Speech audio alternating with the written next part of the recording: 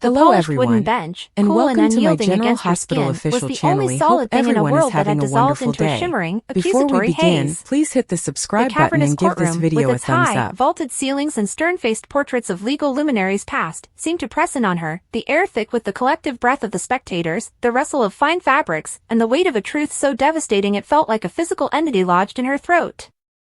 Portia Robinson, a woman who had built her life on a foundation of competence, compassion, and careful control, felt the very last vestiges of that control slip through her fingers like grains of sand. The dam, meticulously constructed over 2 decades, was not just cracking, it was exploding under the immense pressure of the moment, and the words that tumbled out were not those of the poised chief of staff at General Hospital, but of a mother, a lover, a woman cornered by the ghosts of her own choices. It had begun, as such things often do, with a single, seemingly insignificant thread pulled from the complex tapestry of a life. A paternity test, a question of inheritance, a bitter custody battle, the specifics of the case now seemed trivial, a mere spark that had landed on the parched tinder of Portia's secret history. She had taken the stand with every intention of being a professional witness, to offer measured, medical testimony. She had rehearsed her lines, fortified her heart, and armored herself in her white lab coat, a symbol of authority and objectivity. But the law, in its relentless pursuit of fact, has a way of circling ever closer to the bone. The opposing counsel, a sharp-eyed attorney with a knack for sniffing out weakness, had not been questioning her medical opinion for long before the questions veered into dangerously personal territory. It started with Curtis Ashford. Her husband. The word echoed in her mind, hollow and painful. The man sitting just feet away, his handsome face a mask of confused support, his trust in her a shroud that felt increasingly like a lie. The questions were about their past, about the timing of their relationship, about her daughter, Trina.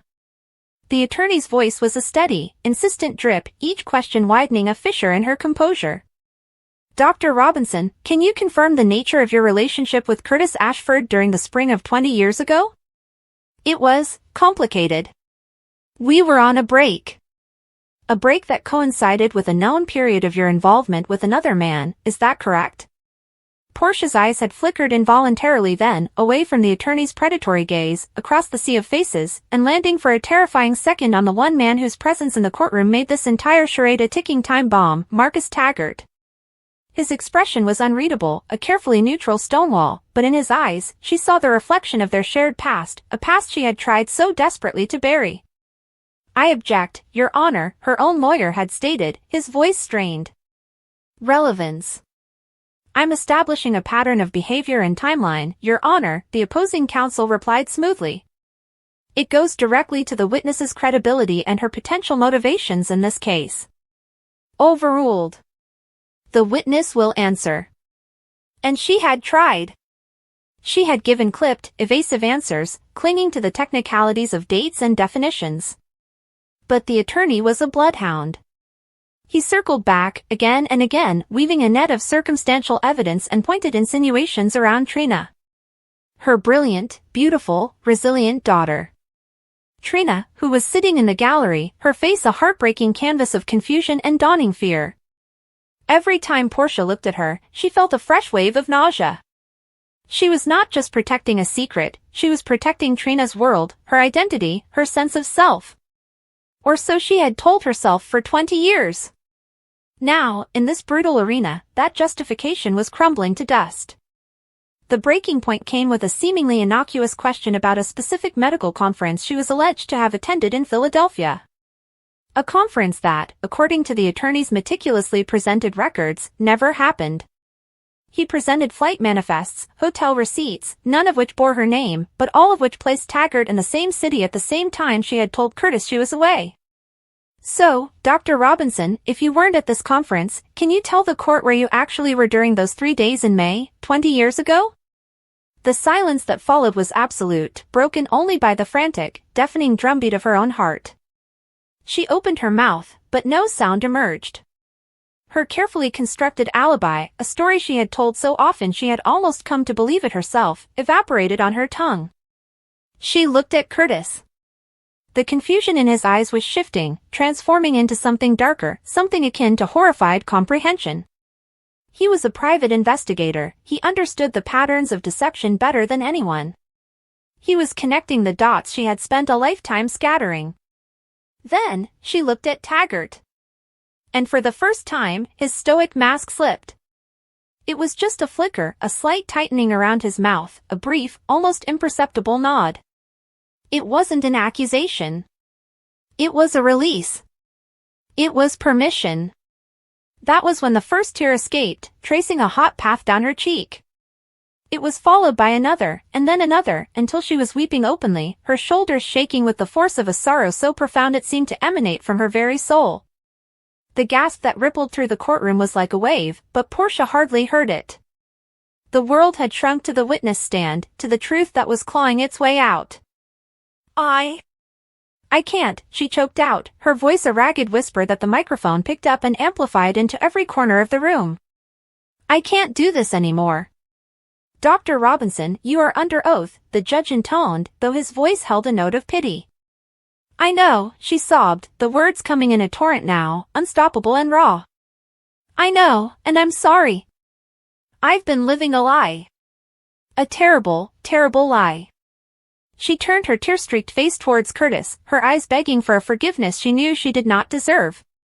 Curtis, I'm so sorry. For 20 years, I've been so sorry.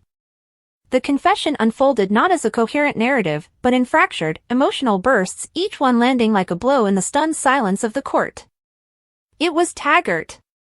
Marcus and I, it was after we broke up, but it was more than just a moment, it was a connection, it was real.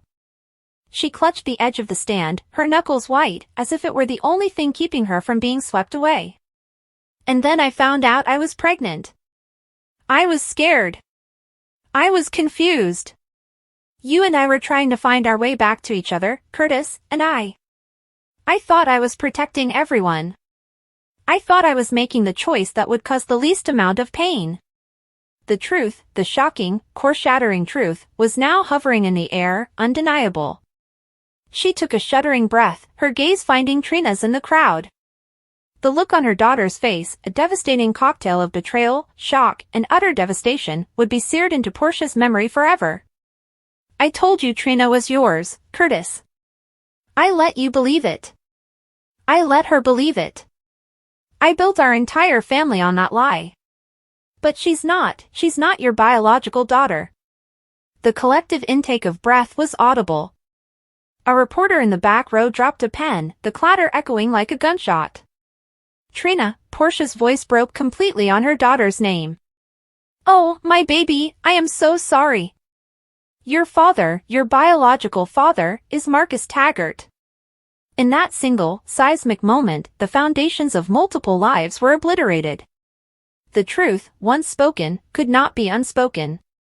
It ricocheted through the courtroom, striking each person with brutal, personalized force.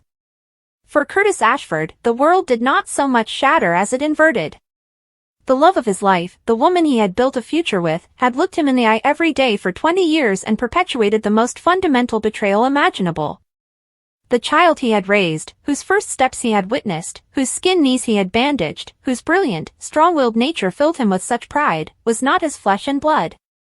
The memory of every Father's Day, every school play, every time he had called her my daughter flashed before his eyes, now tainted, their authenticity poisoned.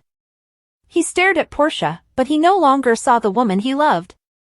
He saw a stranger, a master architect of a deception so vast it left him mentally and emotionally homeless.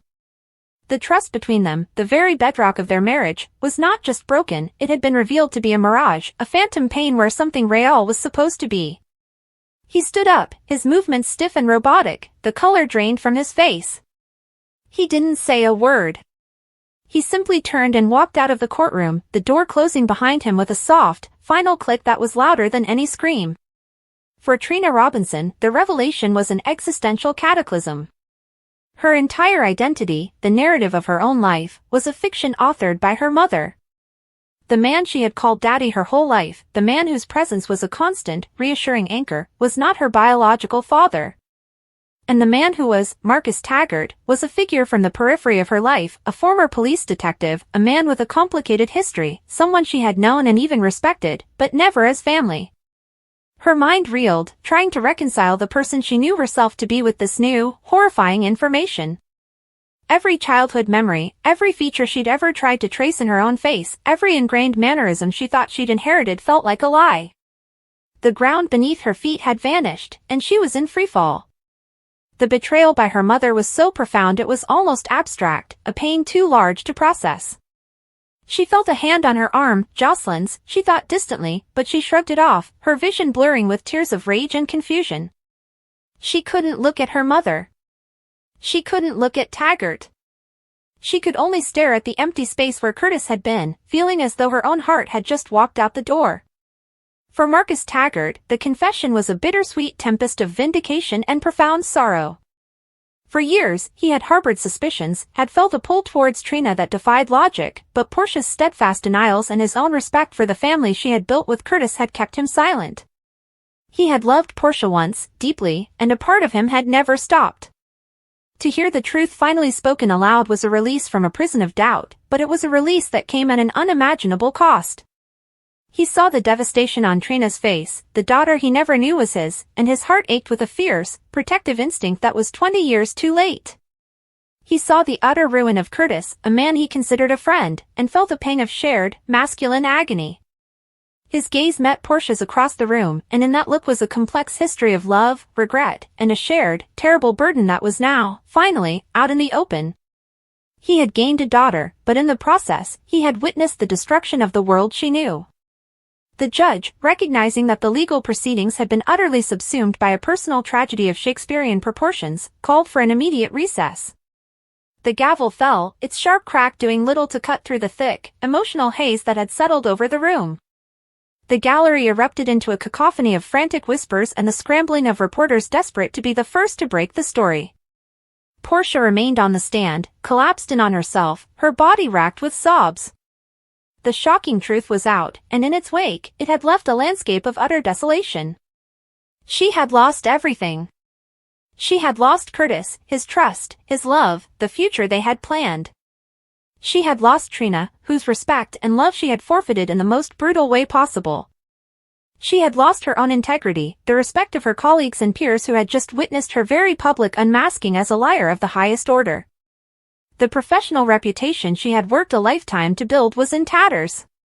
The GH spoilers, the gossip that swirled around the hospital, had always been a source of minor annoyance, but now they would feast on this, her life becoming the most salacious headline of the year. As two bailiffs approached her gently, preparing to escort her from the stand, she was a portrait of complete and total defeat. The weight of 2 decades of deception had finally crushed her. She had gambled that the truth would never see the light of day, and she had lost. The cost of that loss was immeasurable, a debt that would take a lifetime to even begin to repay, if such a thing were even possible. The path forward was shrouded in darkness, littered with the wreckage of the lives she had shattered with her confession. There would be no easy fixes, no simple apologies. The name Robinson, in Portia's world, would forever be synonymous with a single, shocking afternoon in court, when tears and truth proved to be the most destructive forces of all. Portia had walked into the courthouse feeling like every step pulled something heavier from her chest, and as she sat down behind the defense table, she kept her hands clasped so tightly her knuckles turned white. Curtis stood several rows back, arms folded, jaw tense, watching her with a mixture of disappointment and worry he wished he could hide. Trina avoided looking at her mother at all, staring straight ahead with a stiff posture that made it clear she'd been pushed to her emotional edge. Portia kept swallowing as the judge entered because she could feel the pressure inside her throat growing, and she knew it wasn't nerves anymore, it was the truth she had buried for months, clawing its way up despite the consequences.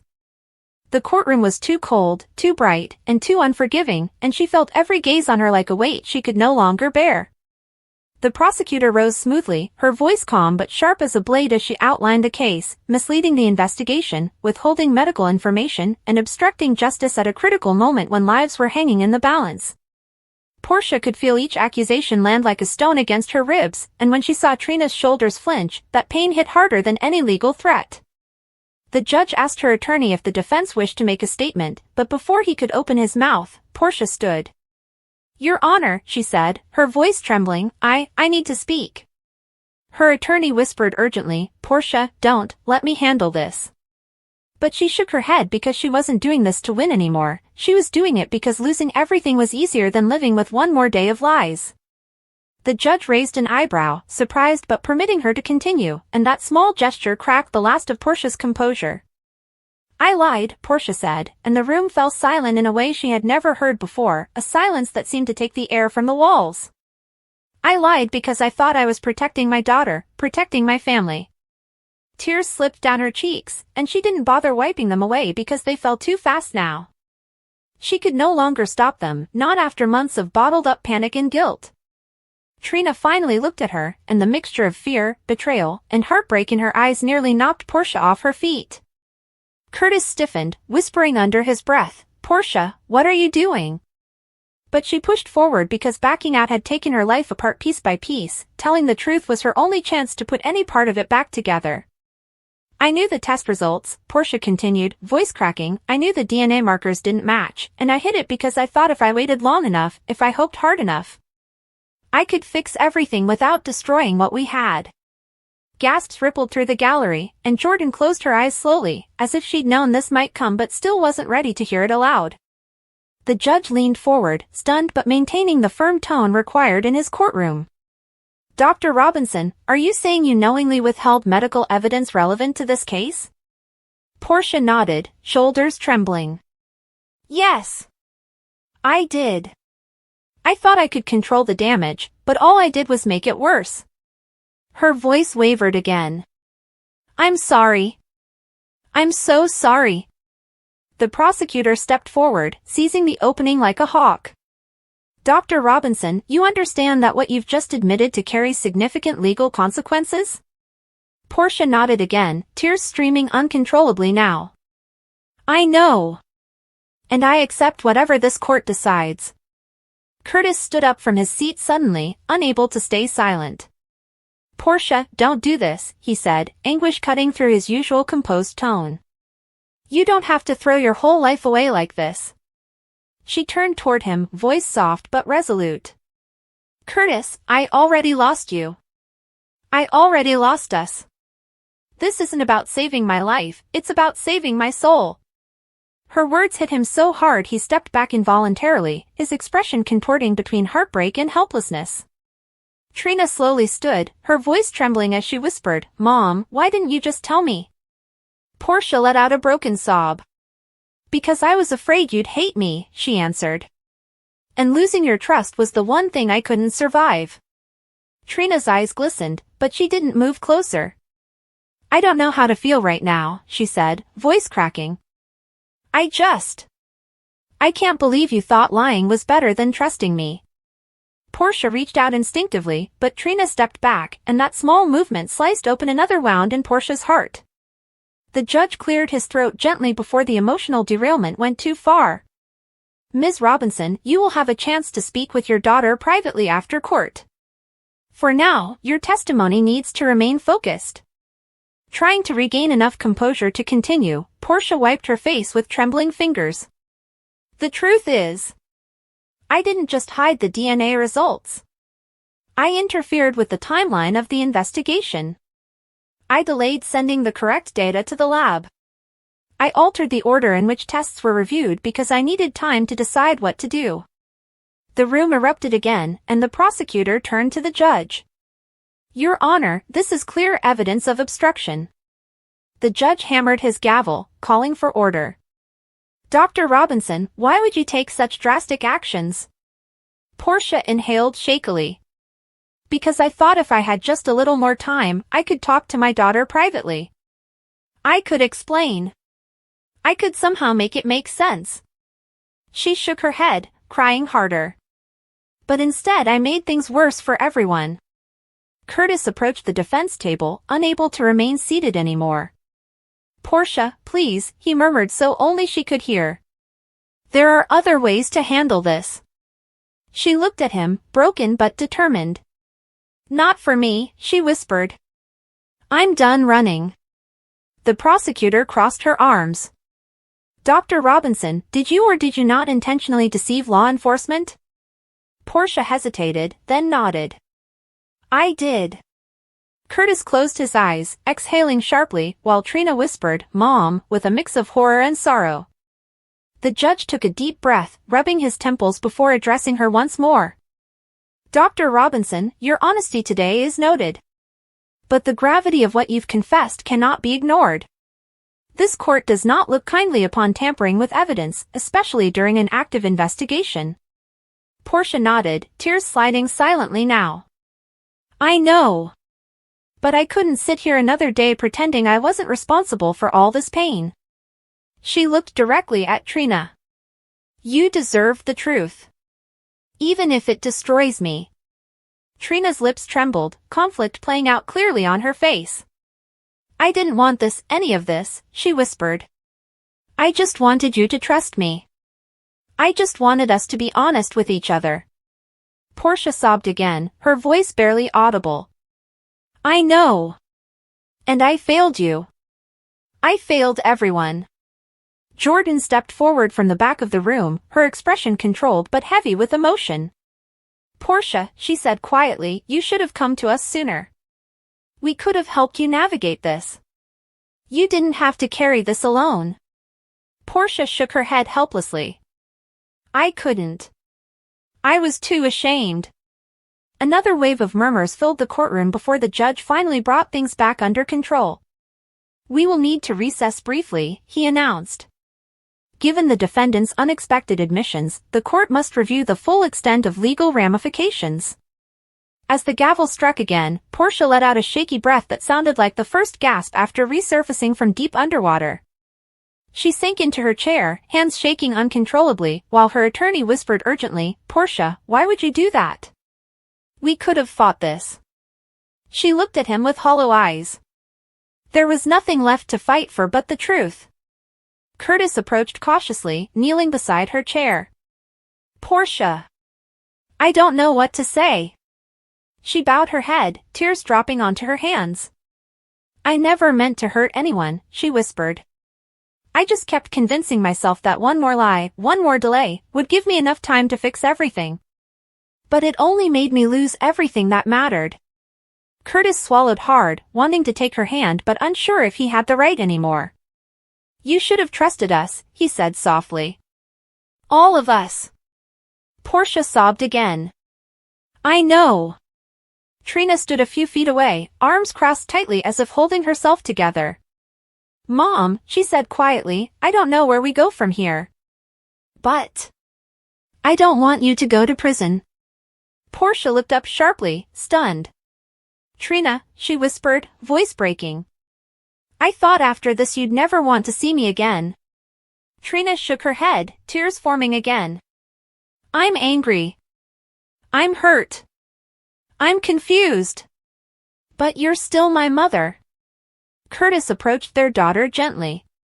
We'll figure it out, he said softly. As a family, somehow. The bailiff announced the judge's return, and everyone scrambled back to their seats. The judge looked directly at Portia with an expression that held both gravity and reluctant empathy. Dr. Robinson, he said, given your confession and the impact of your actions, the court is recommending formal charges but will consider mitigating factors due to your cooperation today. Sentencing will be scheduled for next month. You will remain under supervised release until then. Portia nodded, accepting the terms with the resigned calm of someone who had expected nothing less. Trina felt her breath hitch, and Curtis gently rested a hand on her shoulder, grounding her. As the courtroom began to empty, Portia remained seated, staring at the floor as though she could still see every lie she had told scattered at her feet like broken shards. Jordan approached her slowly. You did the right thing today, she said quietly. Portia let out a weak exhale. It feels like the world just ended. Jordan shook her head. No. This is where rebuilding starts. Curtis stepped closer. She's right. Portia looked at both of them, exhausted. I don't know if Trina will ever forgive me. Trina approached, her expression softening just enough. It'll take time, she admitted. A lot of time. But we'll talk. Just not today. Portia nodded weakly, accepting the distance she had earned. As she stood to leave, the weight of her confession settled over her like a storm she had finally stepped into instead of running from. She didn't know what the future held, but for the first time in months, the crushing tension in her chest had loosened. She had lost her reputation, her career, her marriage, but she had gained the first step toward healing, however painful that step might be. Curtis watched her walk out of the courtroom, Trina at his side, both silently aware that the truth had changed everything, but also aware that sometimes the truth, no matter how devastating, was the only thing that could save a family from completely falling apart.